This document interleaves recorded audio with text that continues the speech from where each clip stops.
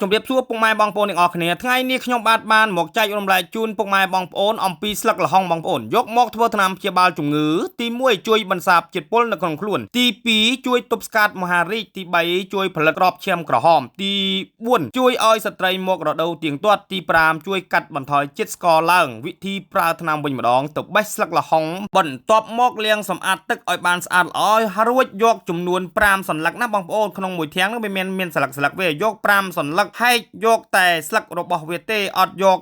ឆ្អឹងរបស់វាទេបងប្អូនណារួចយកទៅបុកឲ្យម៉ត់លាយជាមួយទឹកមួយកែវដៃពូតត្រង់យកតែទឹកទេរួចយកទៅដាក់ក្នុងក្រឡឲ្យស្អាតយកទៅដាក់ក្នុងទូទឹកកកចំនួន5ថ្ងៃចាំយកមកទទួលទានម្ដងឲ្យអស់ណាបងប្អូនព្យាយាមទទួលទានចាប់ពី2ទៅ3ដងអាការៈជំងឺដោយខ្ញុំរៀបរាប់នៅខាងលើគឺបានជាធូរស្បើយជាពុំខានទេបងប្អូនណាមិននឹកស្មានថាស្លឹកល្ហុងពូកែស័ក្តិសិទ្ធិដល់ម្លឹងសោះបងប្អូន